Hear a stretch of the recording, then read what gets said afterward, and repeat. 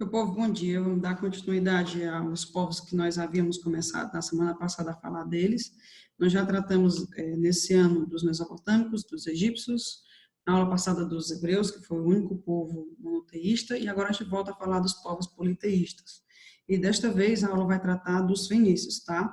Eu vou fazer o possível para o vídeo não ficar tão grande como ficou dos hebreus, é porque a gente começa a falar as coisas, vai lembrando de um detalhe e de outro, e acaba estendendo aí a aula, né, acaba ficando muito grande. Então, a gente vai falar hoje dos fenícios. Para começar, é interessante a gente apontar que esses fenícios, eles não eram chamados assim, tá? Eles eram chamados, na época, eles se conheciam por cananeus, que eles moravam na terra de Canaã, tá? Vocês estão vendo aí que é quase o mesmo território, né, a Palestina, inclusive eles disputaram esse território com os hebreus, tá? A gente já vê isso na Bíblia, etc. São os cananeus, tá? Então, quem vai chamar eles de fenícios futuramente vão ser os gregos, e vocês vão saber nessa aula o porquê, tá? Então, vamos lá. Na página 74, livro do primeiro ano do Liceu Vale do Opécio, né? Editora é a Moderna, tá? Editora é a Moderna, página 74. Vamos lá. Bem, para começar, a gente pode destacar as primeiras informações sobre os fenícios. Eles não tinham uma terra própria, apropriada para o plantio. O que eles tinham era uma região montanhosa, né, onde hoje é o Líbano, tá? Corresponde ao Líbano.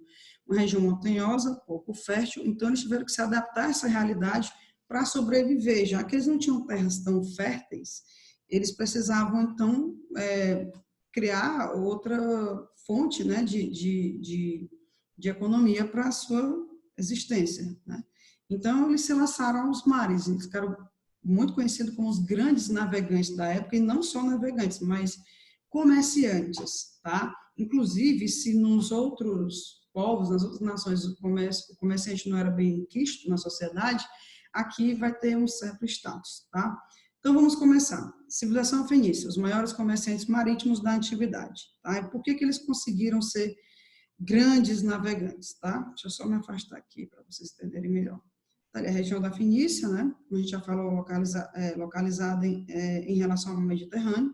É nesse mar que eles vão se lançar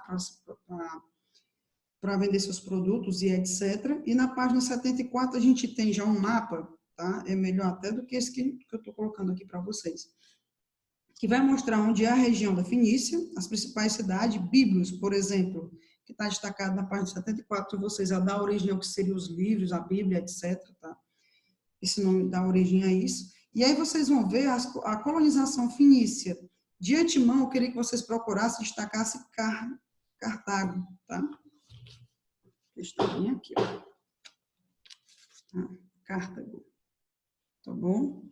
Essa vai ser o local de refúgio, quando os fenícios vão ser futuramente expulsos, né, da sua região, porque eles também vão ser invadidos, como todos os povos, né, da antiguidade, vários povos começam a invadir uns aos outros. Eles vão ser invadidos pelos assírios, pelos babilônicos, eles vão ser invadidos por Alexandre o Grande, né, do Império da Macedônia, e vão ser ainda invadidos pelos gregos e romanos, tá bom? Mas antes disso, eles tinham um bom comércio, uma boa relação de comércio mantida com os gregos, tá?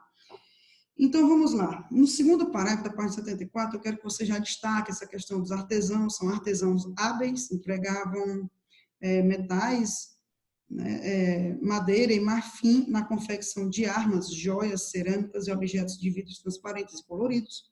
Os fenícios também fabricavam tecido, muito famosos na antiguidade, tingidos com a cor púrpura, tá? Para os gregos, eles são chamados de os púrpuros, né?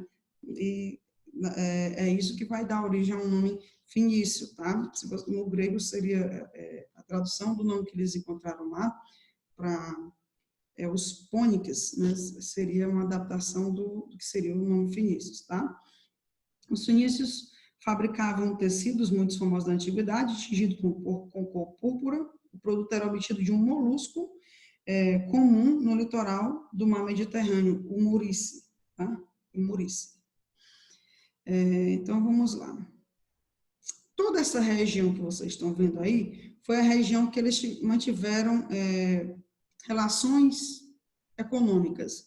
Mas você não deve achar que eles só o que eles vendiam, né, fora o que a gente leu aqui? Isso não era coisa que eles conseguiam lá nessa região. Eles eram, em sua maioria, artesãos. Eles utilizavam a pouca matéria-prima que eles tinham para vender seus produtos. E, por exemplo, a gente pode destacar a questão do vidro, né? Naquela época, eles vendiam o melhor vidro da região, tá?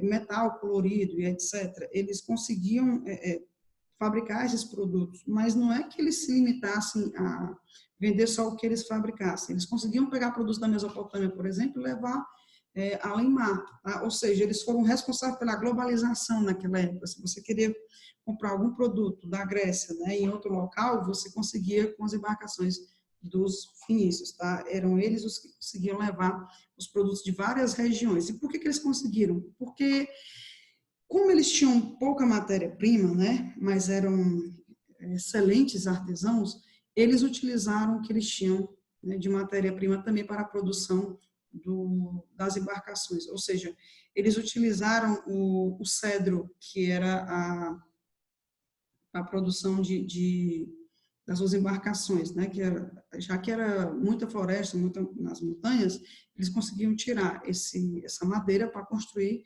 grandes embarcações, tá? E por isso que as embarcações deles eram tão famosas, tá? Inclusive, isso vai ser considerado para aquela época uma evolução em relação à questão das embarcações marítimas da época, tá? Retornando aqui mostra mais ou menos até onde chegou a expansão, tá? Para vocês terem noção do que é chamado de colônia. Lembrando que essas colônias, elas não eram tão relacionadas à questão política. O que eles queriam mesmo era manter uma relação comercial, que eles enriqueceram muito nessa época devido às embarcações e levar esses produtos além mar. No mar Mediterrâneo, eles controlaram por muito tempo. Lembrando que quem vai controlar esse mar Mediterrâneo futuramente vai ser os romanos, que vão até utilizar aquela expressão Mare Nostrum, né? Mas antes deles chegarem a dominar toda essa região, quem dominou muito bem toda essa região foram os fenícios. Vocês têm noção de onde eles chegaram. Até Ibiza, aqui onde eu estou marcando, ó, chegou a ser considerada colônia, né, dos fenícios, uma colônia, vamos dizer, muito mais comercial do que propriamente política, tá? E aí, como é que eles faziam para se comunicar, né? Não existia uma só língua praticada nessa época. Pois pronto, a gente chegou exatamente no ponto ápice das cobranças dos vestibulares e provavelmente da minha prova. Para conseguir dar conta da comunicação com todos esses povos, os fenícios tem um maior legado histórico, tá? Eles criaram o primeiro alfabeto da época, considerado alfabeto fonético, tá? No livro didático de vocês, na página 75, tem até um destaque aí, o desenvolvimento do alfabeto. Eles criaram, né, o primeiro alfabeto, a gente vai já ver, tá? E foi futuramente adaptado pelos gregos. Retornando aqui, a gente já mostrou, tá, as principais estradas marítimas dos fenícios, tá? Os fatores que justificaram o êxito dos fenícios, né, no comércio marítimo, essas embarcações, que eu já mostrei mais uma vez, que foram produzidas devido à utilização desse cedro, que era uma madeira muito resistente, tá? E eles conseguiam fazer, inclusive eles conseguiam navegar de noite, gente, orientados, né, pelas estrelas, etc, tá? O molusco que a gente mencionou é o murici, tá aí, ó. É daí que eles retiraram, né, essa corante, um corante que variava dentre as cores rosa ao roxo. Então, eles produziam tecido, produziam muita coisa desse corante, né, púrpura, tá? Tá ali o modelo mais de embarcações, ali em cima, tá?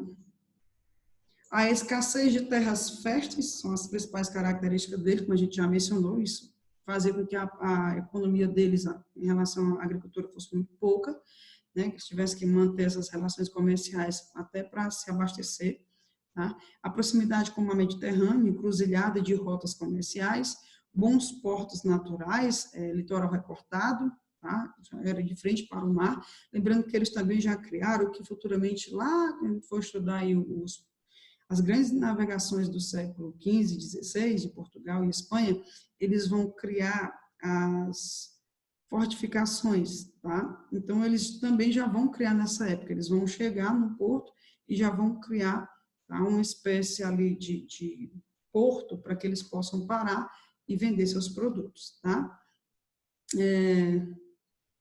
A abundância de madeira para a indústria naval, tá? Nós vamos ter aí essa madeira que ajuda eles a levar seus produtos além mar, ela também vai ser vendida para esses outros povos, onde eles vão levar essa madeira e, claro, vão se beneficiar muito, né, com a venda desse produto, tá?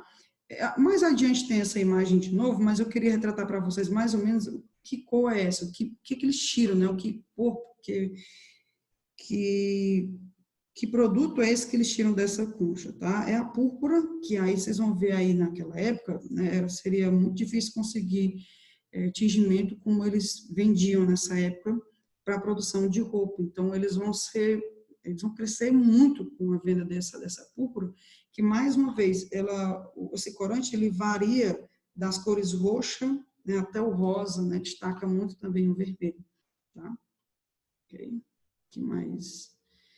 Organização das cidades politicamente em cidades-estados. Ou seja, eles tinham várias cidades-estados. Aqui no livro didático de vocês, a gente destaca algumas.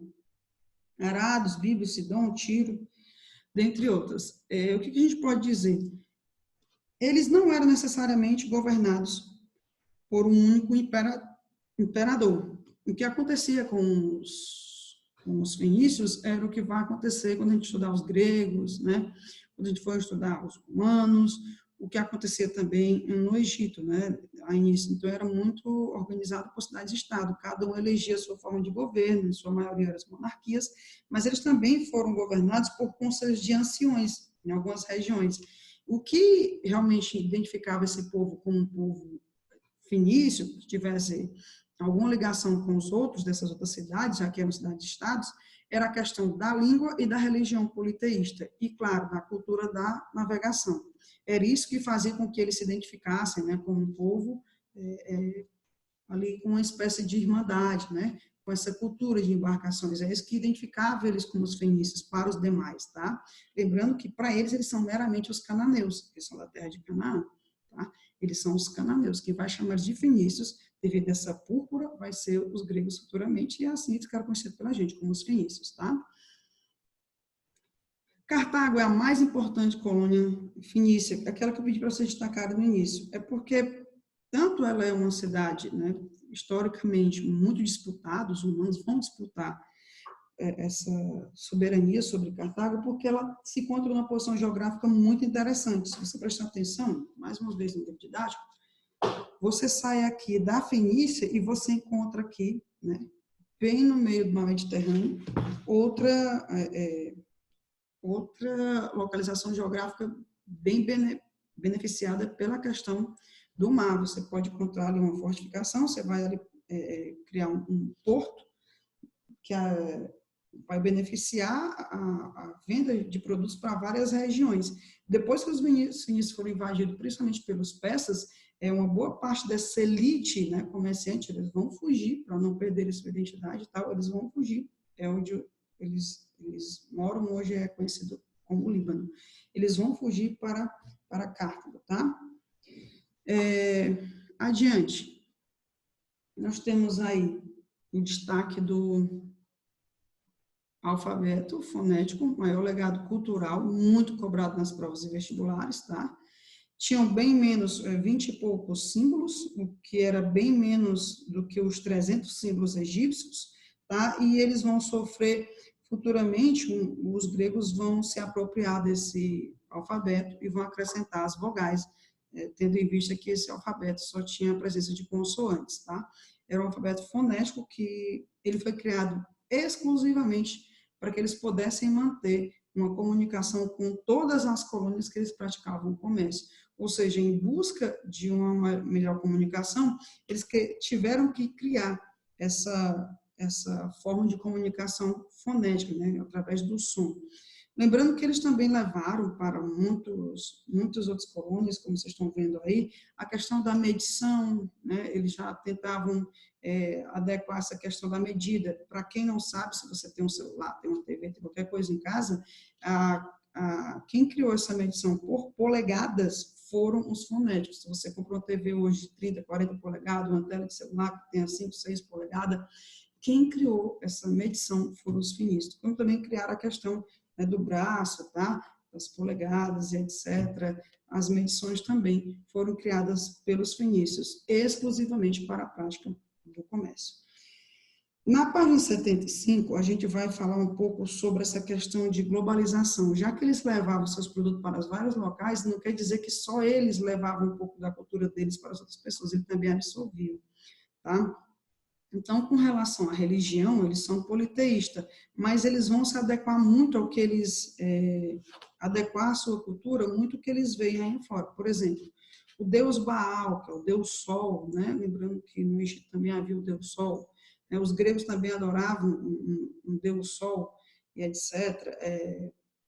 Eles vão adequar a cultura deles, esses deuses que vão ter praticamente uma adaptação dos outros povos. Por exemplo, o deus Baal, há quem diga que ele é uma adaptação do deus Hércules, tá? Lá dos gregos, e que a Astartes, que é a deusa feminina deles, que é essa daí, ela seria uma adaptação do que foi a deusa Afrodite, também grega, tá? A imagem dos dois. O comércio, a base da economia, permitia a mobilidade social. A gente vai estudar gregos, romanos, egípcios, e você vai ver que na pirâmide social dos demais povos havia pouca mobilidade social, ou seja, você nasce pobre, você continua pobre, você nasce rico, dificilmente você vai se tornar pobre. Mas aqui, devido a essa prática do comércio, eles vão ter esse destaque. Eles vão poder, sim, praticar essa mobilidade social. Não é uma coisa comum como nos dias atuais, como nos dias de hoje. Como, por exemplo, nós aqui do Brasil, né, que até pouco tempo tinha mobilidade social muito flexível a nível das outras épocas que nós tivemos, né? Mas, enfim, a mobilidade social ela vai ser possível porque o comércio, né, o comerciante, ele não é mal visto pela sociedade. Em outros povos, o comerciante ele é visto como um empregado qualquer, como uma pessoa que não pratica algo que seja tão bem visto na sociedade. E já para eles, não. Para eles, o comércio era algo que lhes trazia respaldo, então muita gente vai aderir. Tá? Então, não é uma sociedade estamental, é uma sociedade de classe parecida com o que é a nossa hoje. Tá? Lembrando, outro nome interessante para destacar aqui, eu acho que não está nesse slide, mas é bom destacar para vocês, é que esse poder sobre os mares vai render a eles o nome de talassocracia, ou seja, governo dos mares, tá? É como se eles imperassem sobre os mares, é a talassocracia. É interessante apontar isso, eu acho que, infelizmente, isso não está colocado no livro didático. Se algum de vocês virem, é bom que comuniquem para mim futuramente, mas acho que não está mesmo não, viu? É a talassocracia, o governo dos mares, eles vão ter esse poder sobre os mares, tá bom? Que mais? No artesanato, eles comercializavam vidros, naquela época era muito procurado, na época eles produziam o melhor vidro daquela época, tá? Que mais? Politeístas, né? Deus Baal, a cultura de navegação, do comércio, tá? Que mais? Vamos ver aqui. A arte do comércio entre os fenícios. E aí eu retorno para aquela imagem para a gente destacar o seguinte, vejam aí a importância do comércio, vejam lá atrás das embarcações, era de lá que eles traziam, né, esses seus produtos, seus artesanatos, etc. Tá? Aqui em cima está a fonte de onde eu tirei para vocês, tá? Essa imagem. Que mais? E na maioria das cidades, onde se organizavam como monarquias, geralmente a pirâmide social era essa aqui, tá? A organização social dos fenícios, reis, empresários, sacerdotes, altos funcionários do Estado, trabalhadores livres, pequenos proprietários e escravos, na maioria por dívida também, como os demais povos, tá? Ok? Então, é basicamente isso. Eu quero que você destaque na parte 75 o segundo parágrafo, que vai retratar mais uma vez essa questão do que influenciava eles essa globalização, essa comunicação com os povos pelo comércio. Você não só influenciar os outros povos, mas também se deixar ser influenciado, como no caso dos deuses, tá? Eles também adoravam divindade feminina, como a gente já comentou, né? A Astartes seria uma adaptação do que seria a Afrodite, tá? Nas cidades fenícias, terceiro parágrafo da página 75, na cidade fenícia era governada por uma monarquia hereditária, com funções religiosas, o rei era auxiliado por funcionários palacianos, a referência a cargos nas cidades como de governador, comandante do campo, respectivamente funções administrativas e militares, acreditava também que existia um conselho em cidade em funções deliberativas, né, para decidir. Com os mercadores, detinham muita riqueza, é provável que também tivessem o poder político atuando nesses conselhos, ou seja, aqui os navegantes, né, eram os que traziam a riqueza, que badalavam a economia desses locais, então eles também tinham seus postos administrativos, né, e também políticos, tá? Com a conquista de Tiro, né, de Tiro pelos macedônicos, uma das principais cidades fenícias, a cidade de Cartago, no norte da África, passou a ser o centro da civilização fenícia. E a partir daí que eles vão se manter em conflito com os romanos. Inclusive, se tem um povo que vai ameaçar a soberania dos romanos naquela época, vão ser os fenícios.